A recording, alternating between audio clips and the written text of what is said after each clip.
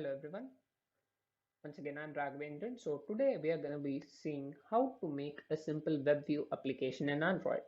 So let's go ahead and click Start New Android Studio project. And as usual, we are going to go up with an empty activity. Let's name our application as Web View. The package version, save location, and the language is same as Java, and the minimum APK version is 16. So no problem. Let's just go ahead and hit finish. So our current project requires the support of internet as it's going to be a web view application. So how to give permissions to your application? So that is what we are going to see first. So under the app folder, you will find something called as manifest. Under that, you will find Android manifest.xml. This is a very important file because this file will be storing all your activities and it will have all the permissions that your app is gonna need. So let's go ahead and give it the internet permission. So internet. So that's it. Now our app has internet permissions. So moving on further, let's go ahead to our front end. So here it is already open, but I'll once again navigate it through. So resources, layout. So here is our front end, that is activity main.xml. We do not need this one. So let's get the link from the user and let's load the web page on the next screen. So what we are gonna do is we are gonna add an edit text in order to get input from the user. Then we'll give a button. So when the user clicks the button,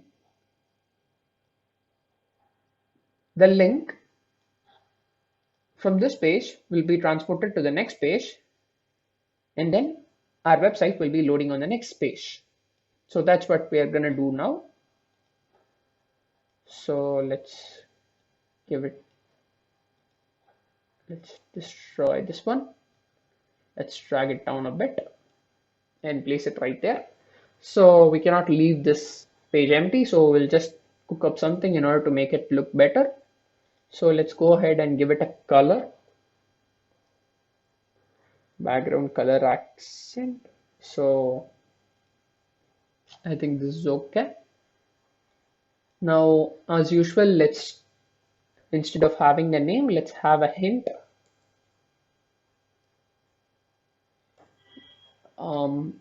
In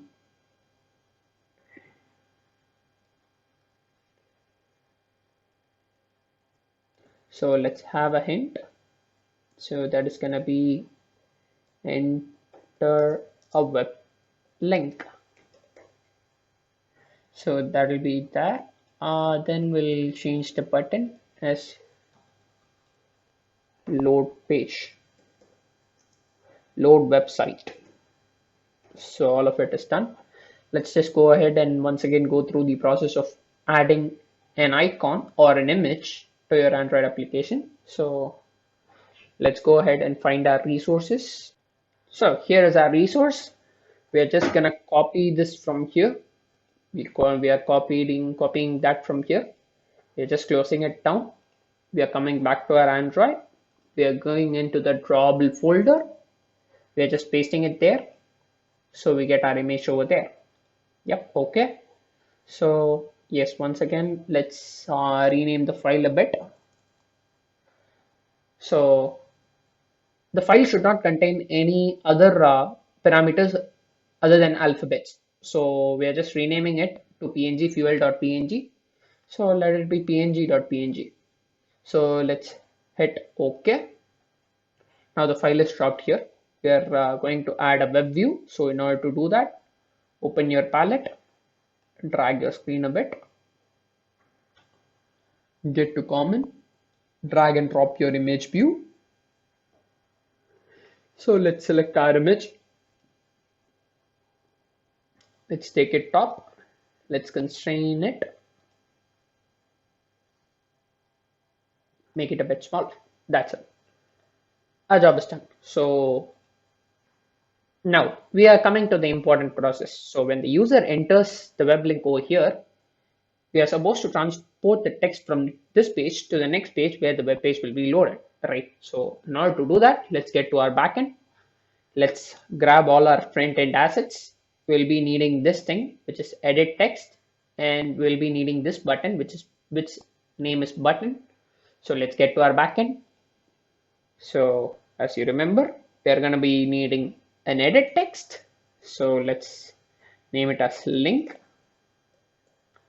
So then we'll be using a button.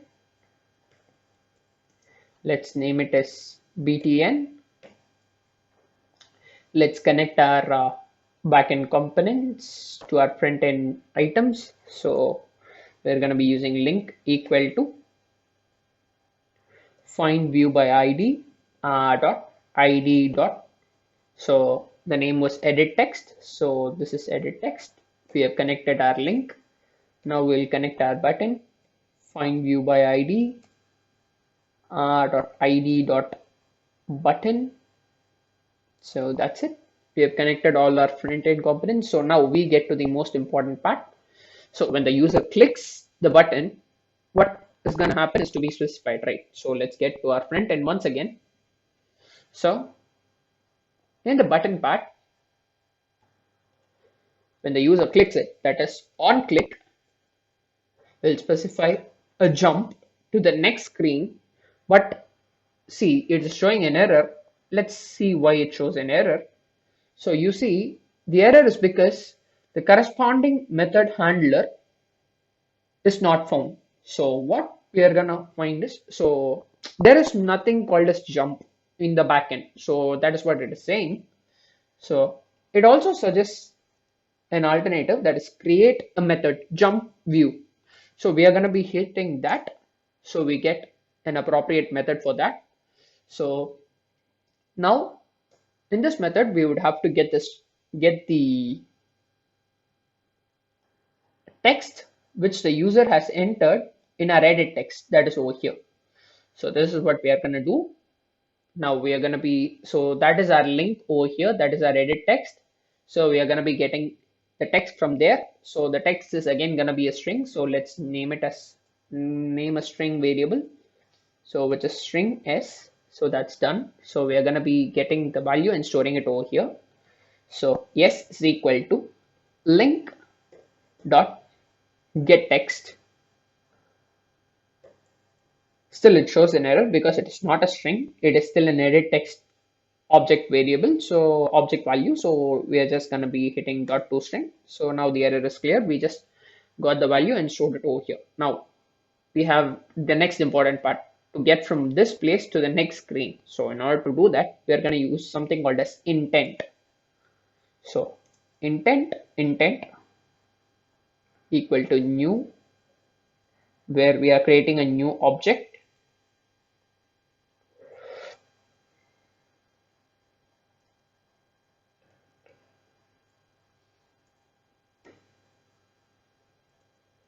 Main activity dot this, comma, a new activity, so which is going to be web view activity, web activity dot class. It shows an error because there is no such activity called web view activity over here. So this is what we are going to do. We are going to add a new activity. Again, it is going to be an empty activity, which will be our web activity. So let's add our web activity. So now our web activity is added. So main activity. So this process is done. So we'll just capitalize it. So yeah, the process is pretty much done. But this intent is not active yet. We have to give something like start activity intent. So now when you click the button, it gets the string, it moves to the next page, but it does not transport the string to the next page. So here is what we are going to do. We are going to add the string along with this intent so that it transports to the next page. So how to do that? So in order to do that, we are gonna do something like intent dot put extra. What we are gonna put extra is to be specified over here, link of file, link of page or website, or let's make it short as link of site, comma, the value which has to be passed. So I'll just use this string s over here and let's put up an end to it. So that's it. We have already sent the data to the next page. And now let's go ahead and get the data from data in the next page's backend. And then let's continue with the front end of the next page. So again, in order to do that, we'll be needing a string over here. Let's name it as string s once again. So in order to get the data, we are once again going to be using intent equal to get intent. So that's done. So how we are going to get the data is s is equal to intent dot get string extra. The name we used in the backend is to be specified once again here. So we use something called as link of site. So let's copy that and let's paste it over here so that the data transported from there will be received in the backend over here and it will be stored to the string s in this page. Let's name it string s1 for easy understanding. So in the string s1 it will be stored over here. So now we get to the important part where we are supposed to load the web page. So let's get to the front end part. So we are going to be using something like a web view. So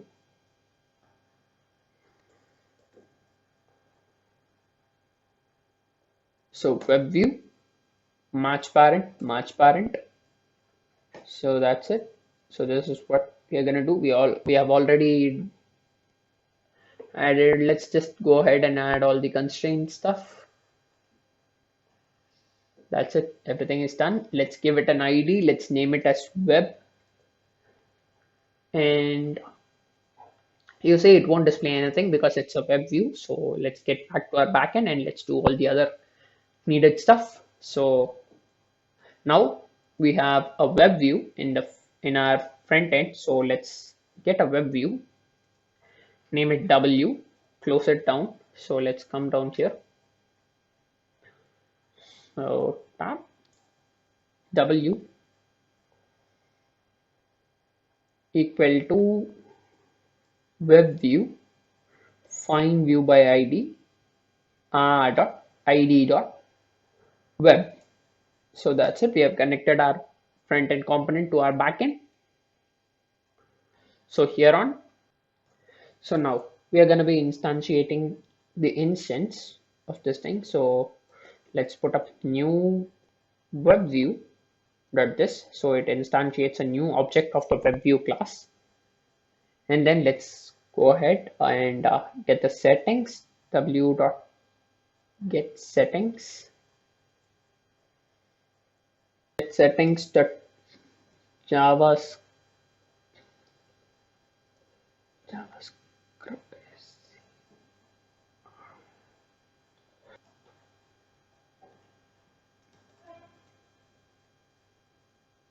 set javascript enabled equal to true.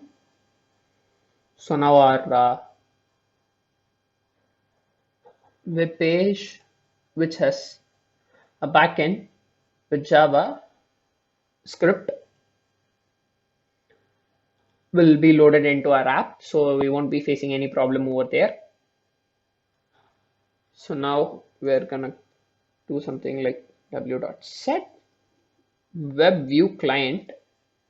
In order to view the website in our application, we are gonna be using like view client. So this is again another inbuilt class which will be helping us in order to view it properly. So we'll give it as a new web view client. Then let's load our URL, w.load URL. So we are just getting that www.google.com. We would still have to have our https colon double slash plus s1, which is our actual string. Now let's set content view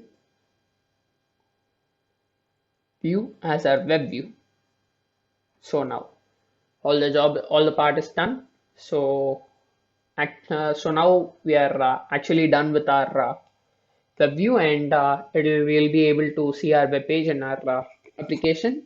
So I'm just gonna go ahead and click run in my phone, so it'll be running there.